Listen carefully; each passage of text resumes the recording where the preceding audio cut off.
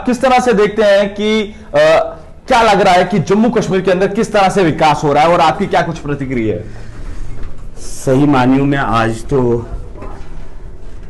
जो भारतीय जनता पार्टी ने हकीकतन में कुछ महत्वपूर्ण फैसले ले लिए जम्मू कश्मीर में, ये सबसे अफजल फैसले थे।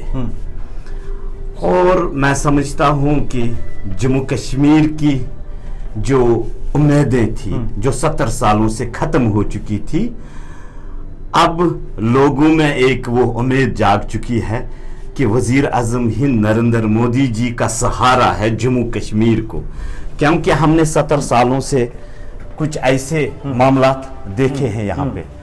तो इसलिए ये महत्वपूर्ण वक्त भी है हमारे लिए, ये हमारे लिए महत्वपूर्ण वक्त भी है। अगर हम ये कहेंगे कि ये सबसे अफजल भारतीय जनता पार्टी ने कुछ ऐसे मैन फैसले ले लिए जम्मू कश्मीर के लिए। आप किस तरह से देखते हैं कि लगातार ऑपोजिशन पार्टी जो है वो लगातार भारतीय जनता पार्टी पर सवालिया चिन्ह खड़े करती हुई नजर आती है? आपकी क्या कुछ राय है? वो कहती है कि इस बार जो है भारतीय जनता पार्टी को जो है लखनपुर से पार भेजा जाएगा। ये देखो, कुछ ऐसे लीडर है जिनकी साखत खत्म हो चुकी है जम्मू कश्मीर में। आपने देखा होगा नेशनल कॉन्फ्रेंस, पीडीपी, कांग्रेस, जिन्होंने इस आवाम को 70 सालों से धोखे में रखा, हुकूमतें संभाली, आवाम के साथ धोखा किया और ऐसे एजेंडों का ऐलान करते रहते थे जिनको जमीनी लेवल पे कोई वजूद नहीं होता था। जब से भारतीय जनता पार्टी ने हुकूमत संभाली है और पूरे देश में, जम्मू कश्मीर ही नहीं पूरे देश में जो महत्वपूर्ण फैसले आए, खासकर इस गरीब आवाम के लिए, मैं समझता हूं इनकी जमीन खिसक चुकी है। अब इनका जो यहाँ पे ये कह रहे हैं भारतीय जनता पार्टी को टारगेट करना चाहते हैं, भारतीय जनता पार्टी अपने बलबूते पे सरकार बनाएगी और अब की बार कश्मीर से भी कमल खिल के आ जाएगा। कितना कमल खिलेगा कश्मीर से? आप 50 के पार। जम्मू से तो खिलेगा ही खिलेगा, कश्मीर से कितनी सीटें? कश्मीर से भी हर जिले से आपको भारतीय जनता पार्टी के एमएलएज आएंगे और भारतीय जनता पार्टी के टिकट पे लड़ेंगे। और जो कश्मीर में आज माहौल है भारतीय जनता पार्टी के लिए, मैं ये कहता हूं कि तवारीख में लिखा जाएगा। मगर अपोजिशन पार्टीज लगातार तंज कस रही है। आप तो दावे करते हैं कि जम्मू कश्मीर के अंदर शांति बहाली है और लगातार सिलेक्टिव किलिंग्स हो रही हैं, लगातार सिक्योरिटी फोर्सेस को निशाना बनाया जा रहा है और देश के प्रधानमंत्री के दौरे से पहले एक बड़ा फिदायन हमला होना किस तरह से देखते हैं? देखो, पाकिस्तान हर वक्त जम्मू कश्मीर को लोही-लुहान करना चाहता है। ये 30-40 सालों से हम देखते आ रहे हैं, बम ब्लास्ट हमने देखे हैं इनको। जब से हमें ऐसा वजीर आजम हिंद मिला है, थमेगा कब? नहीं, ये थम गया है। देखो जो पहले होता था, आप 30 सालों की तवारीख को उठा के देखो, पथराव होते थे, बहुत सारी किलिंग्स होती थी। अब ऐसा माहौल नहीं है जम्मू कश्मीर में। जम्मू कश्मीर में अमन का माहौल बना हुआ है। मगर अभी पाकिस्तान को ये रास ही नहीं आता है। इसमें ऐसे लोग हैं अभी फिरके परस्त जो इन चीजों को साथ देते हैं। और जम्मू कश्मीर पुलिस, सीआरपीएफ, हमारा जो भी सिक्योरिटी फोर्सेस है, वो हकीकतन में इस अमन को किसी को खलल करने की कोशिश करने नहीं देंगे। नहीं, आप कह रहे हैं कि ऐसा होगा नहीं। आखिर ये कब थमेगा? टारगेट किलिंग कब थमेगी? कल भी देखिए नॉन लेबर्स पर हमला हुआ है। आपने देखा कि प्रधानमंत्री के दौरे से पहले नॉन लेबर्स को हमला किया गया और उससे पहले भी कई सारे नॉन लेबर्स को जो है टारगेट किया गया। आप किस तरह से देते हैं? आप दावे करते हैं, आपकी पार्टी दावा करती है कि जम्मू कश्मीर के अंदर जो है वो शांति बहाली हो रही है। किस तरह की शांति बहाली है?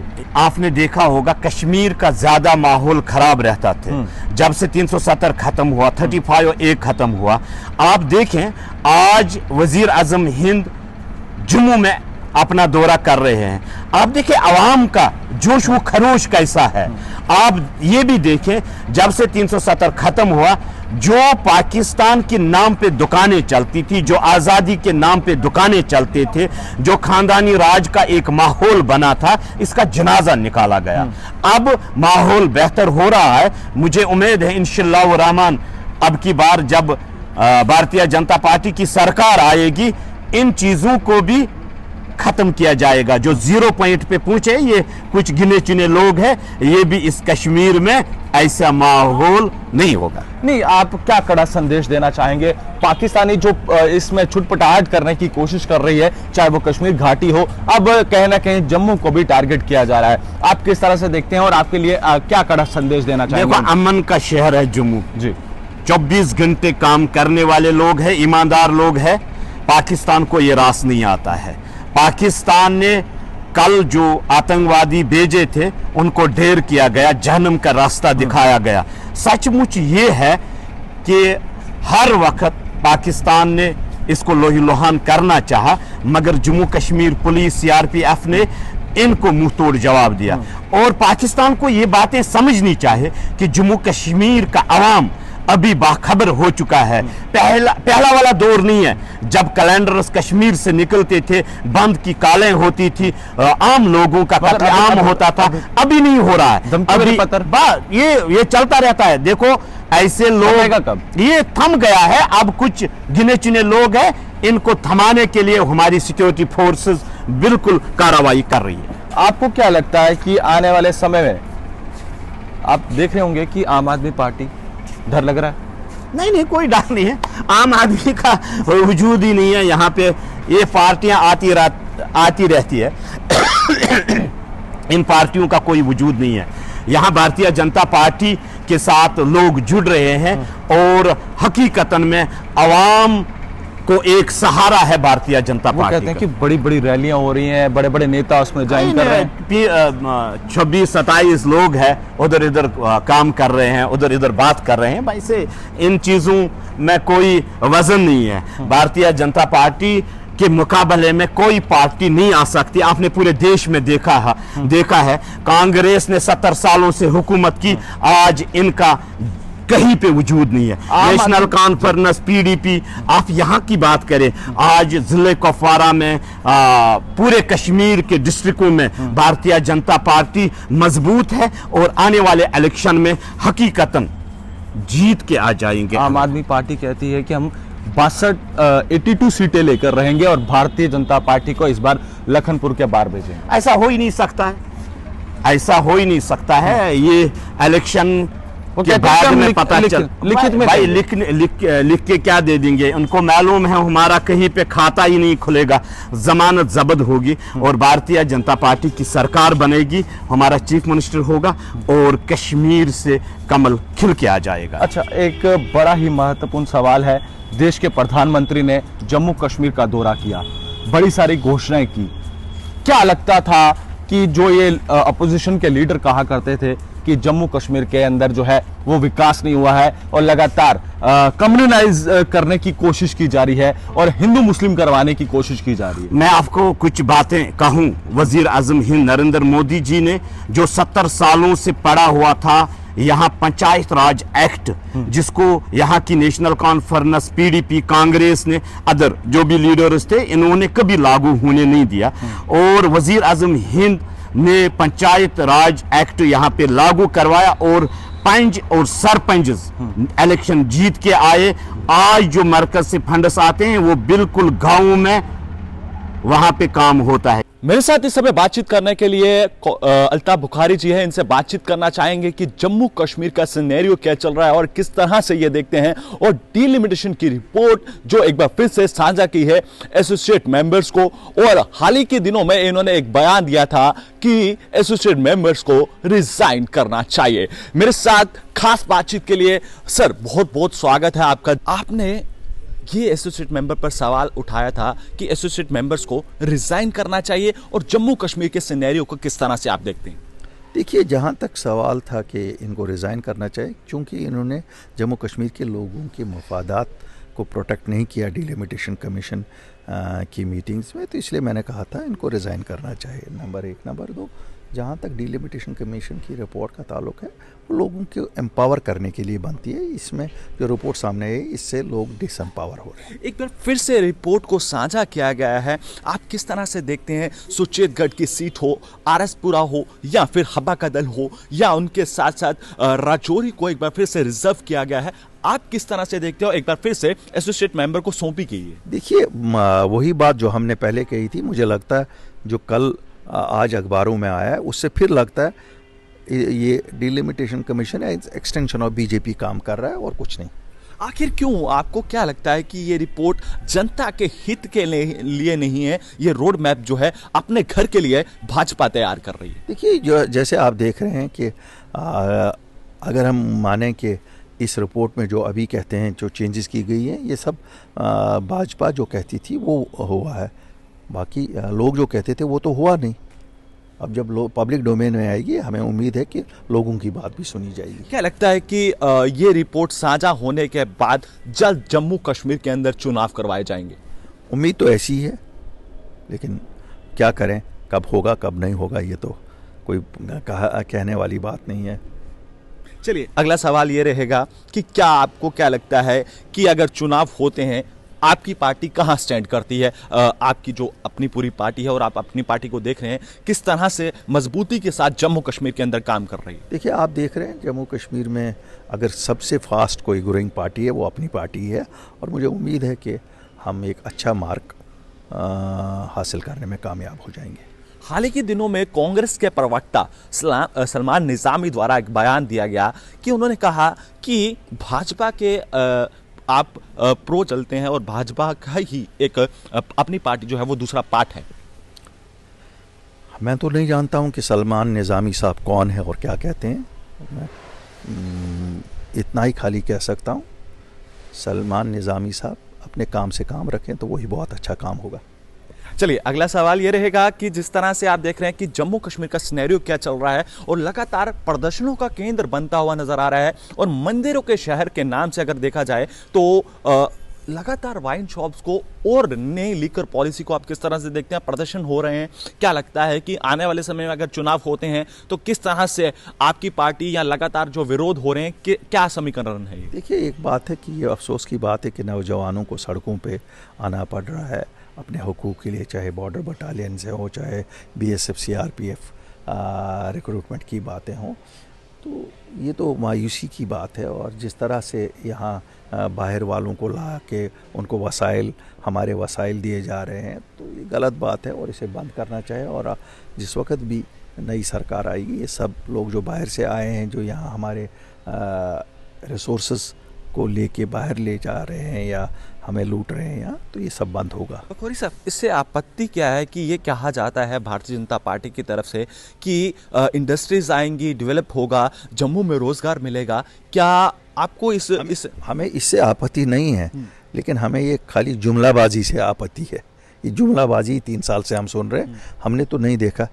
जो अगर कोई इंडस्ट्री आ भी रही है वो बाहर से ही लोगों को ला रही है, जम्मू कश्मीर का कोई नौजवान तो नहीं हमने देखा। आप भी एक बिजनेसमैन हैं, जिस तरह से आप काम देख रहे हैं, अगर एब्रोकेशन का जिक्र करते हैं, एब्रोकेशन के बाद आपको नहीं लगता कि जम्मू कश्मीर में इंफ्रास्ट्रक्चर को बढ़ाया गया है? अगर आपको लगता है तो आप ज़रा मुझे दिखाए कहाँ बढ़ाया है। आप मुझे बताइए ना, शादी करे कि वो चीज़ बढ़ गई जी। भाजपा कहती है ना कि हमने रोड, भाजपा के कहने से क्या होता है? आप बताइए ना, मैं तो आपसे पूछता हूँ, आप जम्मू में रहते हैं, बताओ जम्मू में क्या हुआ 4 साल से? कहते हैं कि रोड मैप जो है, रोड्स हो, इंडस्ट्रीज हो, लगातार उसको डेवलप करने की कोशिश। कौन सी नई रोड यहाँ बन गई? एक रोड बताओ ना, एक रोड का नाम बताओ जो रोड नई बन गई। कहने को तो बहुत कुछ कहा जाता है। अब ये कहेंगे रिंग रोड भी तो PDP सरकार में बनी थी, वो तो उसी वक्त दी गई थी। ऐसी बातें नहीं है, कहने की बातें। क्या लगता है कि जो ये प्रदर्शनों का केंद्र बन रहा है, ये कब समय समाप्त होगा? ये अफसोसनाक बात है कि भाजपा आज इकलौती ये हुकूमत चला रही है, उनकी ही पूरी हुकूमत है। और अगर ये आज अभी तक भी डेली वेजर्स को परमानेंट नहीं कर सके, अभी तक भी ये जो BDS डॉक्टर्स हैं उनके लिए कुछ नहीं कर सके, या ये जो नौजवान हमारे हैं, तो ये कब करेंगे? आज तो इनको तो दोबारा कभी ऐसा मौका नहीं मिलेगा 100% सरकार चलाने का। आज तो ये 4 साल से 100% सरकार चला रहे हैं, तो इसलिए ये कहने की बातें वो हरी सब क्या लगता है कि जिस तरह से आप कह रहे हैं कि ये ख़त्म नहीं हो पाएगा, क्योंकि भाजपा तो कहती है कि हमने ही डेली वेजेस को उनकी जो एक ये कहते हैं कि बायोमेट्रिक तैयार की है, डेली 61,000 डेली वेजर जो है वो जल्द पक्के किए जाएंगे। ये तो 2018 मई में हमारी सरकार ने फैसला किया था, जिस वक्त मैं फाइनेंस मिनिस्टर था। हमारी नहीं, फिर आज तक परमानेंट क्यों नहीं किया? 2018 मई में ये फैसला हुआ है, तो क्या इनको 4 साल जो फैसला 2018 मई में हुआ लागू करने में लगते हैं? फिर क्या हमें अगले 20 साल इंतजार करना है? तब तक वो आधे लोग इस दुनिया से चले भी गए होंगे।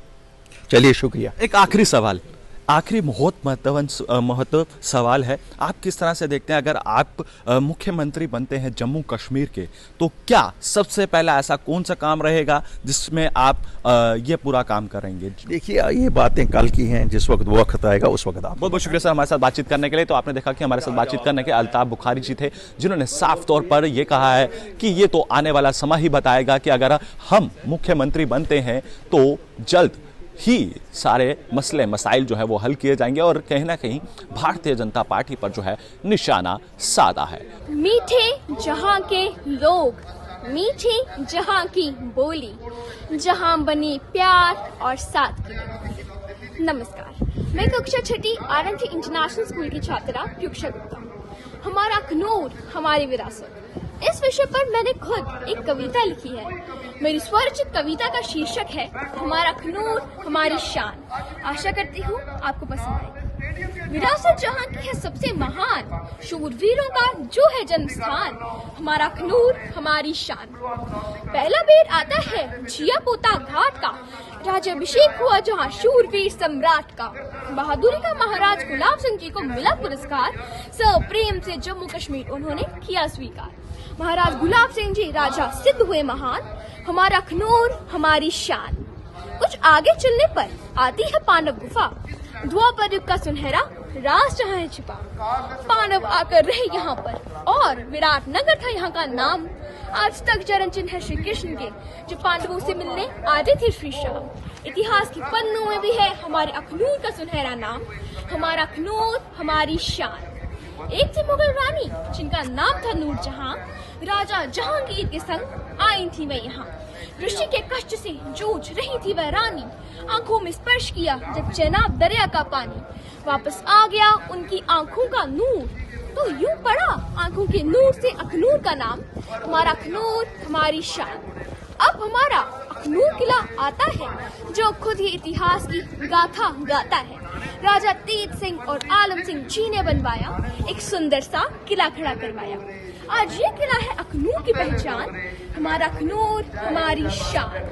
अंबरा में है इतिहास का एक प्रमुख स्थान, बौद्ध धर्म का है जो धाम। 2011 में यहाँ आए थे महान गुरु दलाई लामा, जिन्होंने की थी इस स्थान की बहुत सराहना। बौद्ध धर्म और स्तूप का ये संग्रहालय है बहुत महत्व का धाम, हमारा अखनूर हमारी शान। अखनूर विश्व में सबसे सुंदर, सत्कार प्रेम सम्मान जहाँ पर, विरासत जहाँ की है सबसे महान, वीरों की गाथा का बखान। आओ हम प्रतिज्ञा लें कि अखनूर के संरक्षण का हम रखेंगे ध्यान, हमारा अखनूर हमारी शान, हमारा अखनूर हमारी शान, हमारा अखनूर हमारी शान। जय हिंद, जय अखनूर।